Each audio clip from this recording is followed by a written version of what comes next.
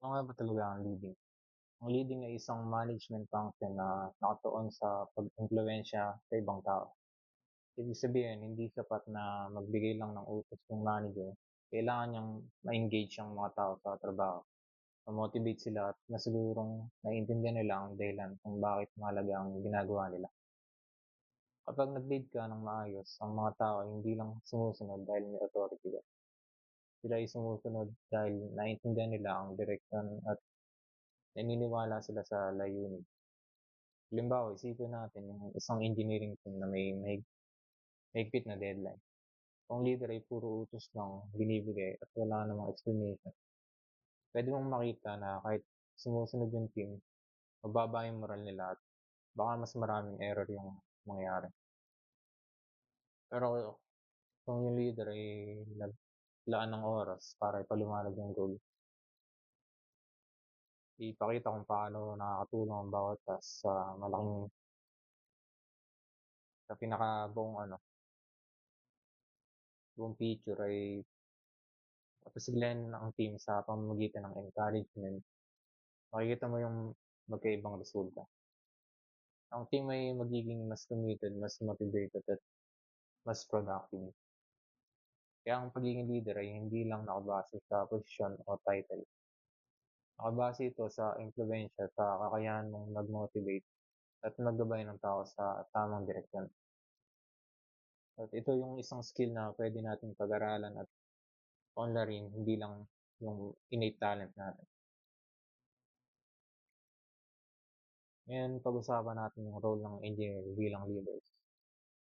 Bilang mga engineer managers, inaasahan na kaya nating panatilihin ng isang effective work.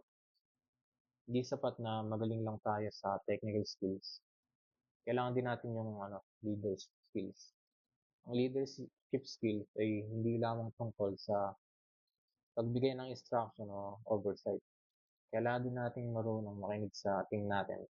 Unawain at unawain yung kanilang challenges at matulungan sila ma-achieve yung pinaka-full potential nila.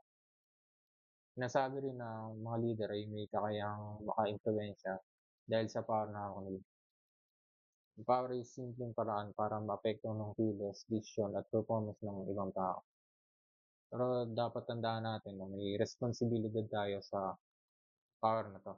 Kung mali ang paggamit, pwede itong magdulot ng mababang moral, ma-stress at parang babagsak yung performance. Halimbawa, yung leader na puro pressure, threat yung ginagamit, maaaring makuha ang obedience sa simula pero sa huli, mawawala yung trust at cooperation ng team.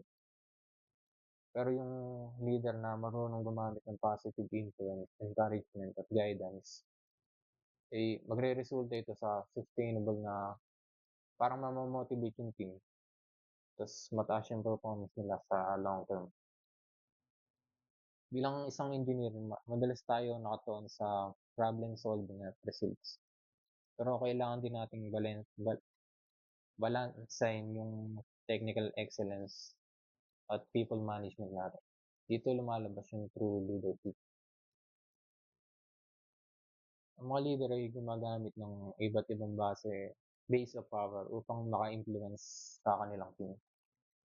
Una diyan yung legitimate power. Ito yung nagmumula sa posisyon sa organisasyon. Halimbawa yung manager o supervisor. Sinusunod siya dahil sa kanyang opisyal na authority. Pero yung authority lang ay hindi sapat. Kung wala kang credibility o communication skills, makuha mo lang yung obedience, hindi yung pinaka-commitment ng buong team. Kaya mahalaga pa rin na i-combine ito sa human skills at influence. Pangalawa, reward power. Ito yung kakayahan ng leader na magbigay ng incentives tulad ng promotion bonus o simpleng recognition. Malakas yung epekto nito dahil karamihan sa tao ay motivated kapag may kapalit yung effort nila. Pero dapat maging consistent at fair ang reward system para hindi ma-demotivate yung buong team. Yung pangatlo naman, yung coercive power. Ito yung kakayahan ng leader na magbigay ng penalty tulad ng warning, suspension, o disciplinary action.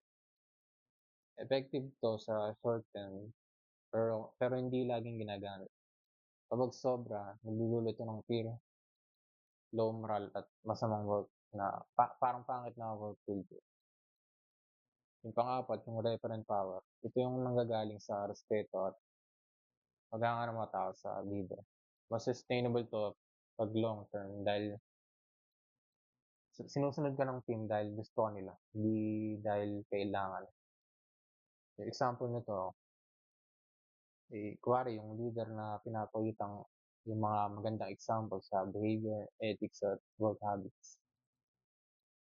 Ta's yung panghuli, expert power. Ito ay base sa kaalaman at expertise ng isang leader. Halimbawa dito yung isang engineer na magaling sa kanyang field. Sinusunod siya ng team dahil alam nila na may alam siya. Pero yung knowledge, pagka knowledge lang parang hindi siya enough. Kailangan din ng communication, guidance at empathy skills para ma-maximize mo yung influence ng expert leader. Ang leadership ay isang proseso ng pag-impluwensya at pagsusuporta sa ibang tao para magtrabaho sila ng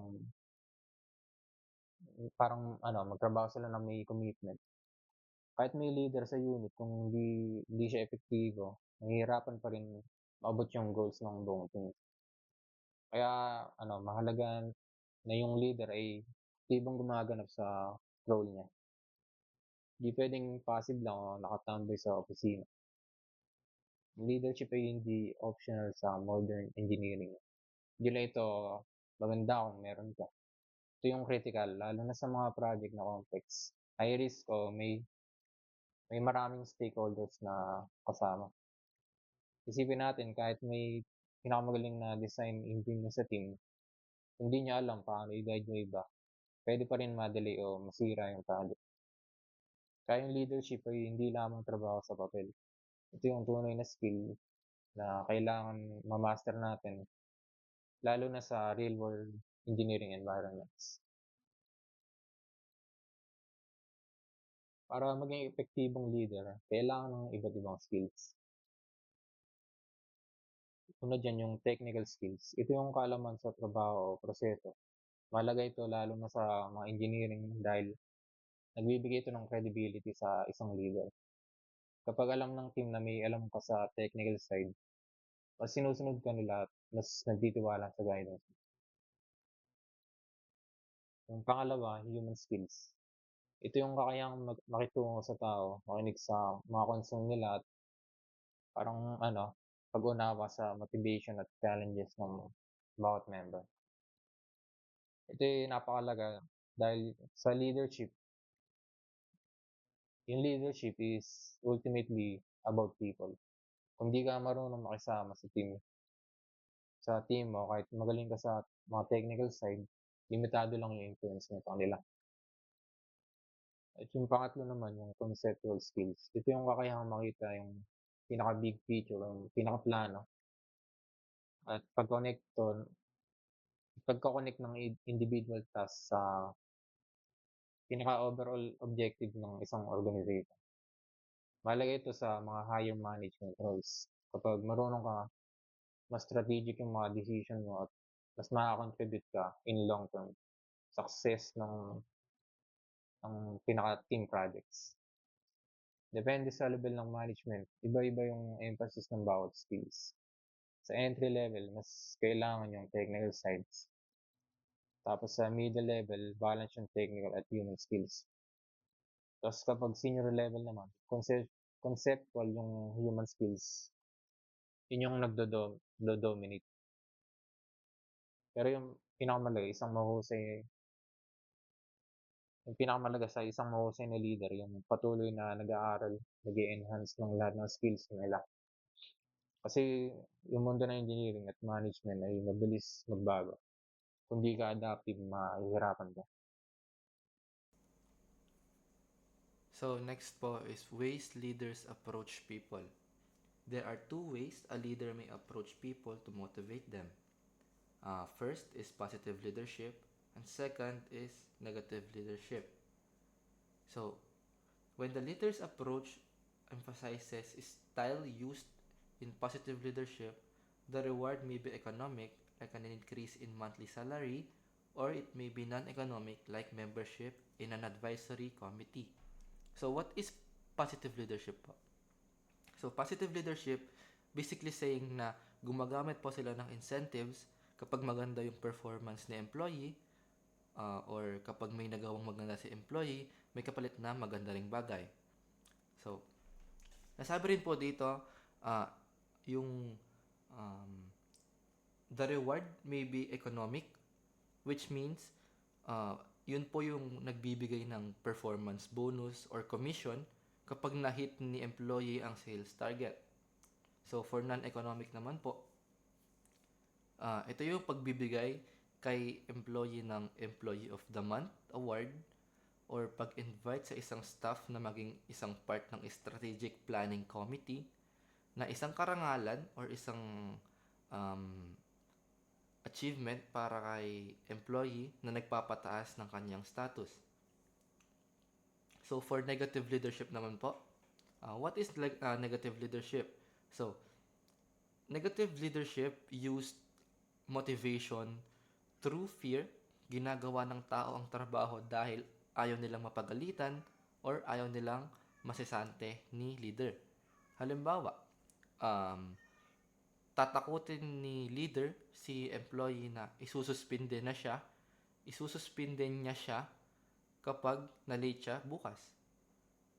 Gumagana naman to na most of the time, pero madalas po din itong nagiging reason ng pag-burnout or pag-resign ng mga tauhan nila.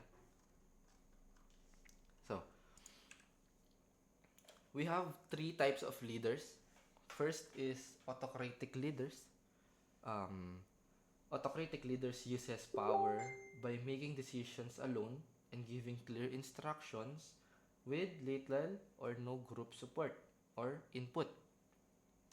Sila yung leader na hindi na naghihingi ng tulong or suggestions sa mga tauhan nila na like, kunwari may emergency, si leader na yung bahalang mag-decide doon kung ano yung gagawin or yung may need na agad response, may need na agad respondihan, si leader na yung bahalang gumawa doon. For like example, isa kang kitchen chef sa gitna ng rush hour. Hindi niya natatanungin yung cook kung anong gusto niyong lutuin, kung gusto ba nila magluto. Mag-uutos na lang siya, gawin mo yung order na to, gawin mo yung order na yan, kasi rush hour na, madami ng customer. Ganun po. Next is participative leaders. They use their power by sharing decision making and involving members in planning and problem solving. So, naniniwala sila sa two-way communication, nakikinig sila sa isa't isa, nagbabatuhan sila ng suggestions bago magdesisyon. Nagpapatawag sila ng meeting, ganyan, para nga makinig sa suggestions ng isa't isa or ng buong team, para masabi nila na kahit sila ang may huling say, mahalaga ang input ng lahat. Example po is, you're a marketing manager. Nagpaplano ng bagong campaign or magtayo ng bagong campaign. Itatanong niya sa kanyang graphic designers or sa mga writers niya, ano yung tema sa tingin nyo yung papatok sa mga tao or sa mga kabataan, ganyan. Gagamitin niya yung ideas na yon para makagawa ng final plan. Last is free rein leaders. They uses their power by giving maximum autonomy, allowing members to make decisions with minimal supervisions. So here, binibigyan ni leader ang mga staff niya ng 100% na laya sa pagdedesisyon. Ang leader ay nandyan lang para magbigay ng resources, pero hindi siya nakikialam sa daily process. Example po is, isa kang head. Ikaw po si leader. Isa kang head ng software development team. So, dahil mga expert na yung mga programmers mo or yung mga teammates mo, sasabihin lang ni leader na, kailangan natin matapos ang app na to sa loob ng 1 buwan. Bahala na kayo sa coding at sa design. Tawagin nyo na lang ako kapag may kailangan kayong budget. So, ganun po si free rein leaders. So, next po. Next po is leaders orientation. Leaders orientation towards tasks and people. Leader may be classified according to how they view tasks and people. Consequently, a leader may be either be 1. Employee oriented, or 2. Task oriented. So we have two types of leadership. So first po is employee-oriented leadership. It focuses on the people, emphasizing support, trust, motivation, and good working relationship. So naniniwala si leader na kapag well taken care ang mental health ng mga staff niya, kusa silang magtatrabaho ng mabuti, ng maigi, ganyan. So, for example po, si boss or si leader po, nagbibigay siya ng flexible time or mental health day kapag nakikita niyang pagod na ang team, inuuna niyang itanong, kamusta ka? Ganyan, bago ang kamusta ang report. Second po is task-oriented leadership. It focuses on work and results, emphasizing goal, achievement, efficiency, and task completion. So, mas mahalaga sa kanya yung key performance indicators or KPIs, ganyan. Deadlines at standard operating procedures. Ayaw niya ng nasasayang na oras. So, example is you're a factory supervisor, tinitingnan mo kung naka 1,000 units ba yung production team ngayong araw or kung may absent na employee. Ang focus niya ay kung sino ang papalit para hindi maantala at maabot yung quota. So, next po is contingency approaches to leadership style. So, the contingency approach states that effective leadership depends on the situation and context. So, ito yung pinaka-complex dahil sinasabi dito na ang pagiging effective ay depende sa sitwasyon. So, we have 4 types of model. First is Fiedler's contingency model. Leadership success depends on matching style to the situation. So, ang meaning po niyan, sinasabi dito na ang mga leaders ay natural, na task-oriented at merong relationship-oriented na relationship sa mga kanyang members. Kailangan mong piliin ang tamang tao para sa tamang environment, para hindi magkalituhan at para agad niyang maintindihan kung ano yung kailangan gawin ng buong team. Second is Hersey and Blanchard's model or follower readiness. So, leadership style changes based on follower readiness. So, for example po nito, isa kang OJT or trainee sa isang company. So, si leader, kailangan niyang bigyan ka ng instructions or i-train ka niya para makuha mo yung mga kailangang gawin. So, kung senior manager ka naman, ikaw na bahala sa sarili mo. Ganun po si Hersey and Blanchard's model. Third is path goal model. Leaders clarify goals and remove obstacle. Si leader po ay parang parang tigalinis, ganun. Kung nahihirapan si staff, tutulungan sila ng leader na intindihin yung goal o kaya bibigyan sila ng tamang gamit para mapadali yung trabaho. For example, tigaputol ka po ng puno. So, nahihirapan kang gumamit ng axe. So, si leader po, bibigyan ka niya ng chainsaw para mapadali yung trabaho mo. So, lastly is Vroom's model. Leaders select the best decision-making style for the situation. So, example po is, kung yung decision po ay tungkol sa saan tayo kakain sa Christmas party, ganun po, pwedeng participative ang leader, pero kung yung decision po ay tungkol sa pagtitipid ng kumpanya para hindi malugi, pwedeng maging autocratic ang leader para po maprotektahan ang negosyo. So, that's all for our report. Thank you for listening and God bless po.